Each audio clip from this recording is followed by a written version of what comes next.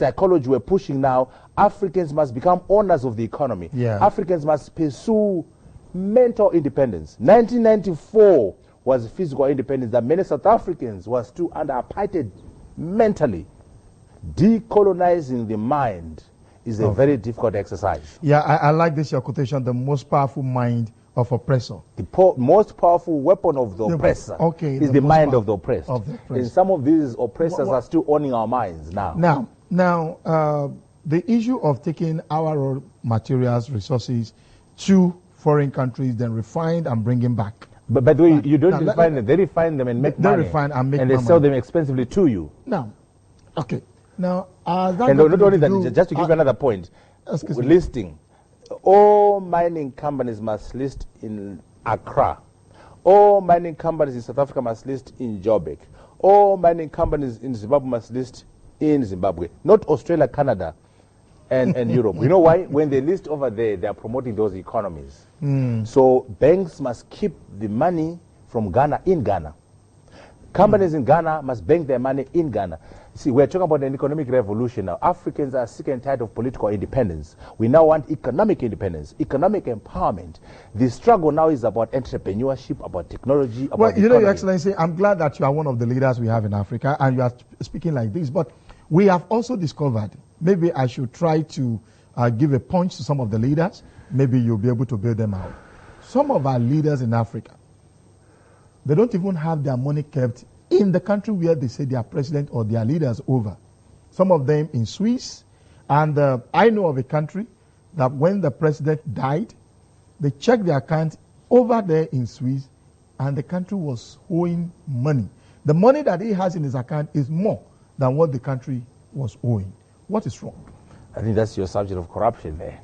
And also if the president is keeping his money outside the country, how do you expect the local companies to do the same? So you are right there, we must walk the talk. Because unless we are investing in Africa, ourselves as individuals, unless we are keeping our money in Africa ourselves, then it will be very difficult to encourage the private sector to do the same. But I'm emphasizing that we want to address the issues of the economy by encouraging the private sector in Africa to benefit Africans. What happened in 1957? What happened in 1980? What happened in 1994 is what they call, we were given the crown and the whites kept the jewels. So we got a political crown without cash. Now we're looking for the jewels now. We're saying, show me the money. We're moving away from what are called political rights or civil rights to silver rights. Silver, golden rights. Because that's where we're saying jobs, we're saying education, we're saying health, we're saying economic empowerment. But the issue you are raising about some of these heads of state is the issue of corruption. And it's a major problem because unless we address this, it will affect all our economic programs. It will make all our positions talking positions because the corruption will undermine the effectiveness of these programs. So we must address the issue of corruption in Africa, in Ghana, in all our countries. We must address that and find ways of mitigating, find ways of managing, find ways, what are called lateral institutions, vertical institutions, a culture which is against corruption, our laws against corruption, leading by example. We got to build a society that has zero tolerance for corruption. Would you then subscribe to the idea that leaders should also declare their assets? Now, because, you know, I have interviewed several African leaders. I've been to some of the African countries. Some of them would say they are declaring their assets. I mean, their assets. But it is the one they declare that people would know. They still have some hidden. So this issue of corruption, where do we start from? Now, you see, the first thing is our laws. The first thing is building institutions that are anti-corruption. Then also practicing anti-corruption activities. But the most important one is about a value system. A value system that is anti-corruption. A culture that is anti-corruption. Now, this is hard because values are not legislated. Laws are not enough. You can put a law there, but do I believe in that law? You can have a good constitution, but do I believe in the constitution? Constitutionalism, the behavior, the culture, the tradition of respecting a constitution is more important than a constitution. But unfortunately, constitutionalism cannot be legislated. So the values that are anti-corruption, the culture that is anti-corruption is what we need to build in our society. But unfortunately, that value system will take time. It will require civic education. It will require social mobilization. It will require leading by example. It will require our people realizing that corruption is detrimental to us as a country, to us as a people. But it will take time to build that value system.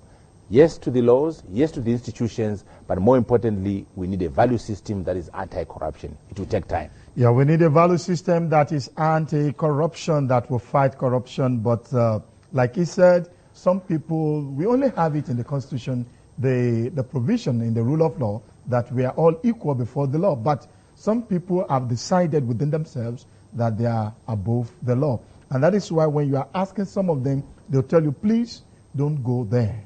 Even some leaders. I think I must say that you are one of the people that I will interview that will say you can go anywhere. You can ask me any questions from any angle. Well, maybe I'll be asking you a funny questions toward the end. Maybe I should even chip it in now because we are talking about the issue of corruption. Do you have a foreign account yourself? Yes, because I went to school in America. I worked in America. So I have a foreign, but there's nothing there. But I do, because I worked in America for 7 years. So I have an account there that I used when I was there. Okay. I went to school in England at Oxford. I got an account in England, but they basically bare minimum. But you don't say some of the money you make in Zimbabwe? No. They were useful when I was a student. They were useful when I was working there. Well, if you have access to his account, you can check. If you're watching this across Africa and all over the world, you can check and see whether His Excellency Professor Arthur Mutambara has really walked the talk. Well, yeah, let's now go to the issue of the SME, the small-scale enterprise and the nation building. In Africa today, we look toward the multinationals. We consider those who have the big money for investment. Can small and medium enterprise really help in the development of a nation? This is a very important question because most of our people are under what is called the bottom of the pyramids. Okay. Most of our people are in the informal sector. Most of our people are in micro, small, and medium enterprises, MSMEs. They are in SMEs. So we need a financial sector that understands how to support that sector, how to lend to that sector. Now, the problem in Africa is that most of these banks, most of these financial institutions know how to service the top of the pyramid, the rich people and the big companies. They don't have the skills like the Grameen Bank. They don't have the skills of microfinance. They don't understand this bottom of the pyramid. But guess what? There's a fortune at the bottom of the pyramid. There's money to be made from the bottom of the pyramid. There's money in SMEs. There's money in MSMEs. There's money among the poor. But the big companies don't know how to service. Here is the issue.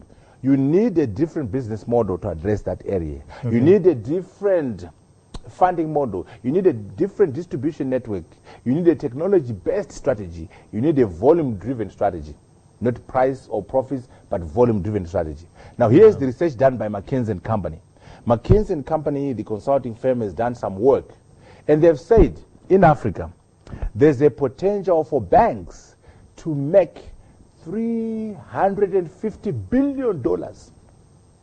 $350 billion if they invest in micro, small, and medium enterprises. These are serious consultants, the best consultants in the world. They consult $350 billion US money to be made. And so what they're saying is we need to make sure the financial sector understands that when we say support MSMEs, support agriculture, it's actually the wrong terminology. It's invest in agriculture, invest in SMEs. And when you are clever about the investment, you can make serious money. And there's a book by Parahaladi from Michigan which says A Fortune at the Bottom of the Pyramid, which talks about how there's money among the poor. Another example is banking. You know, most of the people in Africa have no access to brick and mortar banks. 20% maximum have access to brick and mortar banks, Standard Bank, Standard Chartered, Barclays. The majority don't have banks. The Kumasi traders have no access to banking. But guess what? They have cell phones. So another way to hit in terms of banking is the cell phone banking. Mupesa in Kenya, EcoCash in Zimbabwe. Now in Zimbabwe, Econet has gone into this sector by a product called EcoCash. In Kenya, we have M-Pesa. Now what it means in Zimbabwe, because 20% of the people have access to mobile banking, but they don't have but the 80% have access to cell phones. So the cell phone company called Econet is likely to be our biggest bank in Zimbabwe because they've gone into this area using cell phone platforms. Why? Because everyone's got a cell phone, they become a bank. Well, M-Pesa has done something here. Emphasis here and summary is that investing in the poor has a value proposition. Banks, financial institutions, cell phone companies can make serious money if they look at the poor, but they have to do things differently, using different models, distribution networks, and also using technology. Your Excellency, I'll be going to that, the issue of ICT in Africa. But before we go on this another short break, just in 1 minute, Africans don't patronize products in Africa. We rather want something from UK, from America, and we are proud about that. Is that not another trouble to the growth, economic growth in Africa? You see, when we say value addition, when we say we must beneficiate, produce cars, produce computers, produce jewelry, there are 4 requirements. You need new technology, a new cash, new skills, but most importantly, you need a new mindset. The mindset says Africans must start respecting their own products and buying their own products. Okay. Made in Kumasi should be okay. Made in Accra should be okay. If the TV set, if the computer is called made in Harare, buy it. Don't look for made in Japan or made in New York and think that because it's foreign it's better. If we're going to push our own economies, if we're going to push beneficiation and value addition, we must start by respecting our own products and buying African products. That requires a mindset shift. Remember what I said about the mind? This mind is colonized. This mind thinks made in China is better, made in England is better, and made in Kumasi is not good enough. Made in Cape Coast is not good enough. So yes, that is a very important subject that says Africans must start respecting and buying African products. The engineers themselves, you must have the confidence that I can build a car, I can design a computer, I can build jewelry, I can process my platinum and produce catalytic converters.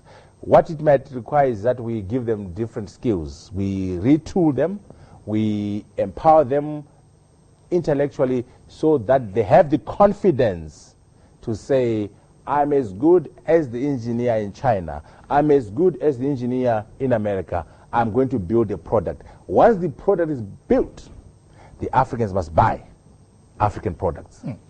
Africa must buy African products, and that is the reason why intra-African trade must be honored, must be respected, and which means must be allowed. We must put policies in place that promote African trade. In other words, you must say our procurement policy says buy from Africa before you look at China, before you look at India. Our procurement policy says buy from ECOWAS before you buy from Europe. And you as a government, the government of Zimbabwe, the government of Ghana, where are you buying your stuff from? Where are you buying your cars from? Buy them from Africa. Walk the talk as a government procurement department. Walk the talk. We go on this short break again, and when we return, I'll be looking at the role of ICT in Africa. How can we develop it, and how can it help Africa to grow? And that will be the last lap on today's episode, because for 1.5 hours, you're going to enjoy the best of Trailblazers this week. It has never been like this. It has been maybe 1 hour, or maybe we'll break it into 2 parts. But today, His Excellency is here. I want to maximize him. I want to drain him. I want to ensure that he gave back to everything he has in him before he leaves, so that when he goes back to Zimbabwe, he will go and conceive new ideas that will be given birth to later in the day. I'll be back after this break. Hello viewers, welcome to Have You Heard? Your innovation needs the right medium to get to the right audience. Have You Heard? A promotional news program that sells ideas, organizations, services. We have a lot of great services to offer. The 8 Ghana petrol. People, places and projects to the public with authority and in authenticity is the program to fix such ideas. It's a product that is the most widely used analgesic worldwide. We do weather shows for TVs all around Africa and all around. Have You Heard? Brings out the facts that the public wants to get in a unique and unbeatable style that keeps the audience glued to their TV set for bumper analysis on your product, service or activity. And BlackBerry is a fantastic product to allow people to know. We present your business in a compelling new style to stimulate desires in consumers for your top quality products. If you haven't told your story on Have You Heard, then the story hasn't been told. Let the public hear you loud and clear on Have You Heard. To feature on Have You Heard, contact the marketing department of Crystal TV on 0572 291 671 0302 324 344. To get your products and services to your target, it must be on Have You Heard. Have You Heard? Promoting and celebrating the uniqueness of your brand.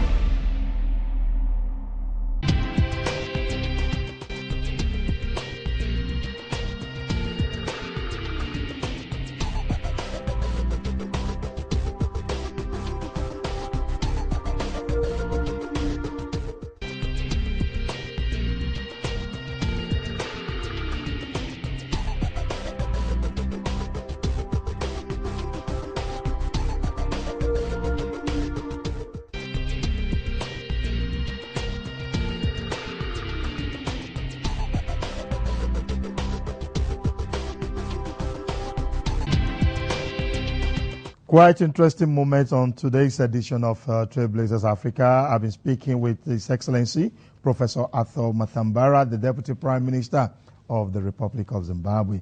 Well, I need not to say that this is highly educative because even African leaders are getting a whole lot from what he has said. But then we are looking at Africa because the program is Trailblazers Africa. How can we move African forward? And we have potentials.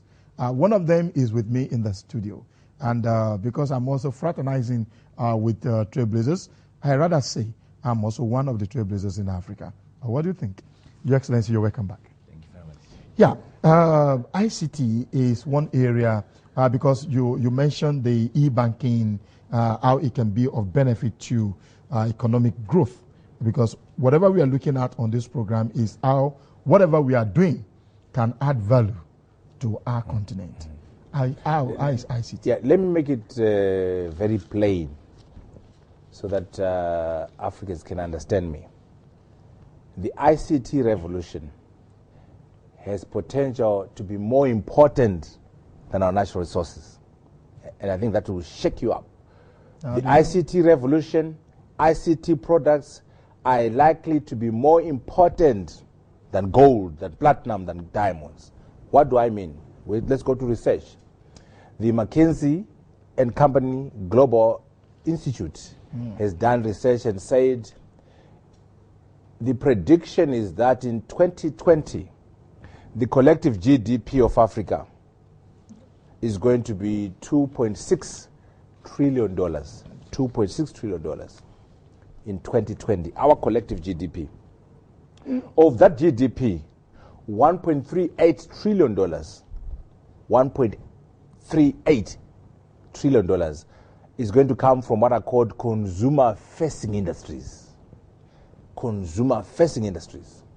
$500 billion will come from natural resources, just $500 billion. So you can see that this animal called consumer-facing industries is likely to be half the GDP of Africa. Meaning in Ghana, consumer-facing industries are likely to be half your GDP. What am I saying? Consumer-facing industries are your ICT, your retail, your banking, your services, your tourism. That group of industries is what we call consumer-facing industries, and they're all driven by ICT. That is massive. Half the GDP coming from consumer-facing industries. Then a quarter, or less than a quarter, coming from natural resources. What are we saying? The ICT revolution is going to change agriculture. The ICT revolution is going to change banking. The ICT revolution is going to change manufacturing. The ICT revolution is going to change health, e-health, nursing, meaning this is revolutionary because it's going to affect all industries. Even mining will be affected by ICTs. But also the ICT themselves, your cell phones, your internet, your databases, it's going to be a huge industry. So Africans must watch this space and make sure they leverage the ICT revolution. And the good thing about the ICT revolution, it allows us to leapfrog. Where Europe walked, we can run. Where Europe took 100 years, we can take 10 years. So we must pay attention to this animal. And also coming together with the ICT revolution is the issue of entrepreneurship, the issue of talent, the issue of innovation. Think about Steve Jobs, an adopted child, a university dropout, forming a $100 billion company, changing 5 industries: computers, cell phones, movies, music, and education. The iPad, you can now put an entire library on an iPad. Now, but this young man was not inheriting cash from the parents. He didn't have gold or diamonds, but he was able to bring a revolution in 5 industries and create a $100 billion company. The lesson to Africa is yes to diamonds and gold, but we must also emphasize talent, emphasize human capital development, emphasize entrepreneurship, emphasize innovation, emphasize the ICT revolution. This revolution, ICT, led to a revolution in 5 industries that I've articulated. It led to one individual creating a $100 billion company, 3 times Ghana, 10 times Zimbabwe, one individual. Of course, we can talk about Gates as well and others. Are we all catching the vision? We better wake up, because we're saying that this is an opportunity for us to run where others walked. The ICT revolution is an equalizer. Guess what? With the ICT connectivity and bandwidth, a woman in Kumasi can be looking at the notes from Harvard, from MIT. Harvard and MIT have put all their notes online. So the poor woman in the Cape Coast, the poor woman in Kumasi, in Mutare, in Soweto, if they're connected on the internet, they will be sharing the same knowledge as Harvard, the same knowledge as Cambridge and Oxford. That's a major equalizer. Do you know what that means? It means we can empower our people with knowledge, global best practice when they're in the village, when they have no toilets, when they have no water. They can have access to the best knowledge in the world. What are we emphasizing? There is potential for education, for health, for manufacturing, for banking to be dramatically improved by the ICT revolution. So as we pay attention to natural resources, we discussed that earlier on. Let's pay attention to ICT. Because potentially they'll be half the GDP of Ghana. Well, let's pay attention to ICT because it's going to form the half of GDP of Ghana and so many other countries in Africa. I've been speaking with His Excellency, Professor Arthur Mutambara, who is the Deputy Prime Minister of the Republic of Zimbabwe. So what I'm saying is I'm speaking with one of the power that be on the continent of Africa, and if it's coming from him, all this we are hearing is coming from him, then you can know that I'm speaking with an authority.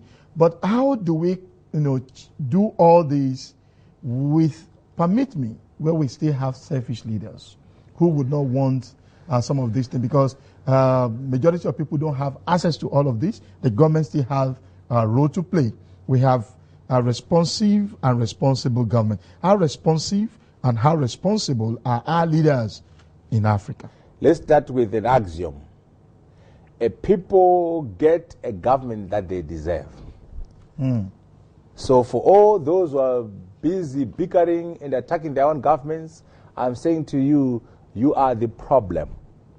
If there's a bad government in Zimbabwe, the people of Zimbabwe deserve that government. If there's a bad government in Tunisia, a bad government in Ghana, a bad government in Algeria, the people of those countries deserve that bad government. Meaning, we must be masters of our own destiny. We must be the change we seek to see in the world.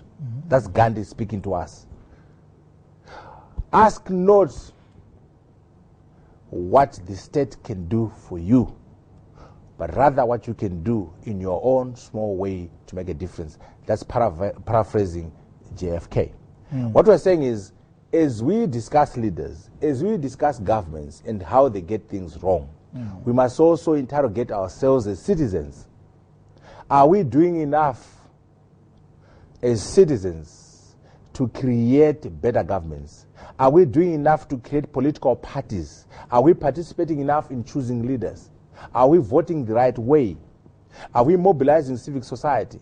Are we working with the journalists? I want to put the burden on the citizen to say shape up or ship out. Shape up or ship out. You must not spend time bickering and attacking leaders. Become a leader yourself. Leadership is a decision. You've heard this debate, are leaders born or are they made? None of the above. Leadership is a decision. You decide to lead. Gandhi wasn't born a leader. Gandhi wasn't trained at Harvard. He was a very average lawyer, very mediocre lawyer actually in South Africa. And he had no charisma, very average. But what?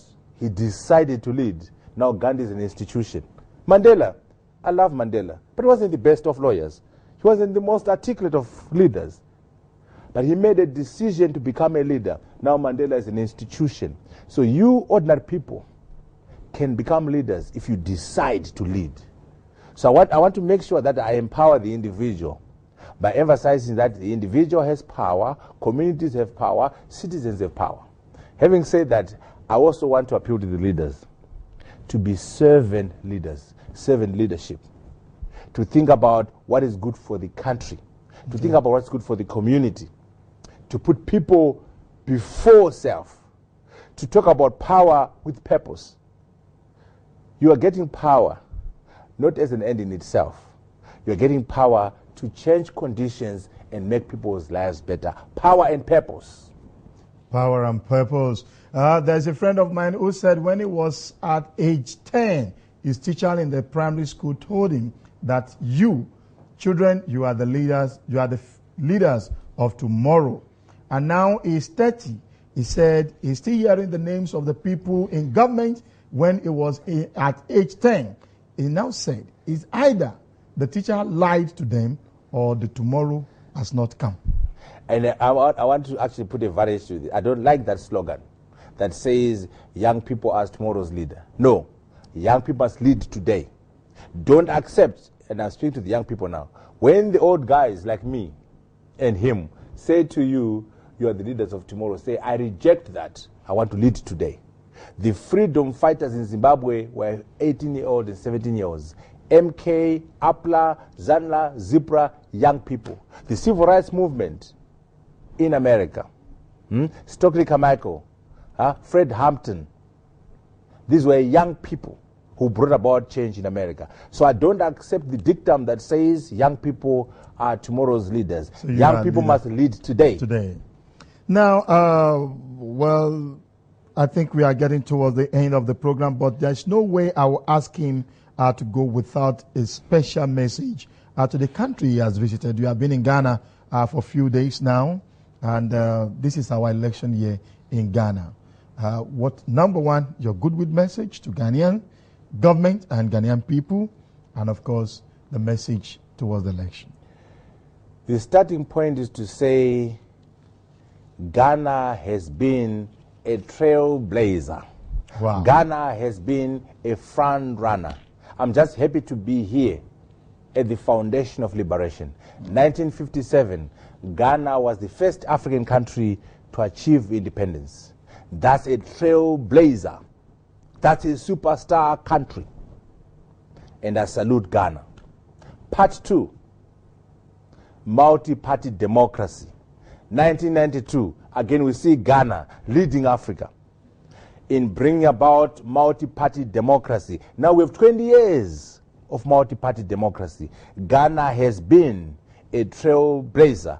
Ghana has been a superstar nation, a nation of front runners.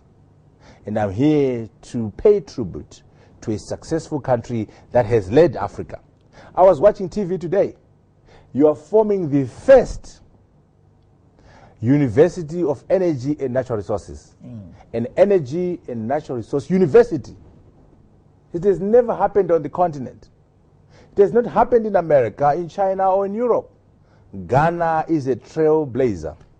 They are forming the first University of Energy and Natural Resources.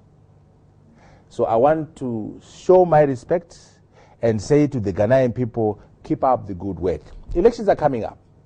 I'm emphasizing to Ghana to say, please increase the circle of things you don't disagree upon. The name of the country, there's no debate. The flag for the country, you all agree. The national anthem, there's no problem. National constitution, you all agree. Put in the same bucket a national vision. Put in the same bucket a national brand. Put in the same bucket the Ghanaian national interest. Once you do that, when your elections come in December, it won't matter who wins the elections, Ado or Mills. Why? Because they're going to go in the same direction, the same national vision, the same national brand, the same constitution, the same national interest. So yes, let us have our election. But our election is about who is the better defender of the constitution, who is going to produce the vision faster. There are little debates. It's not a do or die election. Because once you agree on the fundamentals, it doesn't matter whether we have President Mills is our president in Ghana. It doesn't matter whether we have President Ado in that office. So work together as one family and have rational disputation, no acrimony, no violence, have a good election. It doesn't matter who wins the next election. Ghana would have won either way. Ghana is a trailblazer. Ghana is one country that has pioneered so many things on the continent of Africa and beyond. And that is why at the meeting you went, you came to address Excellency, the Zimbabwean ambassador, said something about the intemperate language by politicians. Would you want to address that? So I'm saying, once we agree on the constitution, which you have done, once you agree on the national vision, which you haven't done, you must work on that. Once you've agreed on the national brand, which you haven't done, you must work on that. Once you've agreed on the national interest, which you haven't done, which you must do. Once we do all these, what I call grand canons, grand frameworks, there will be no need for intemperate language. There will be no need for intimidation. There will be no need for violence, because we'll be one big family. And what it means is there is no party which will come to power and change direction. So why attack each other? Why have violence? So we are going to have a peaceful election, and we're saying stand up for Ghana. Stand up for Ghana. And Ghana must be above party politics. Stand up for Ghana. It could be NDC, it could be NPP, it could be PPP, it could be NCP, or whatever party, CPP, whichever party, we must all stand for Ghana. Finally, not finally, because I'm going to go to the finally, what future do you see in Africa? Do we have future in Africa? Can Africa really achieve all these that you have mentioned? Can we go forward? I think this century, this 21st century, has the potential to be the African century. Why? We are the most endowed continent. We have the most natural resources in Africa. Our people have potential to get the best human capital in the world if we train them and give them the proper education. If we work together as a billion Africans, we're going to have the scale that's required for us to make this an African century. So I'm very hopeful that if we take cognizance of some of the matters I've raised today, in some of the matters that are being raised by other Africans, will be able to make the 21st century the African century. So I'm very hopeful that the future belongs to Africa. The future belongs to Africa. About 2 weeks ago on this program, I featured a Pan-Africanist. This is another strong Pan-Africanist. Finally, what do we expect from Zimbabwe, your home country, in the coming election? We hope that Zimbabweans will also learn from the things I'm talking about, to say that there's more that unites us than that which divides us. That we must have a shared national vision, a shared brand, a shared constitution, a shared national interest, so that there will be no acrimony in our own elections. There will be no violence in our own elections.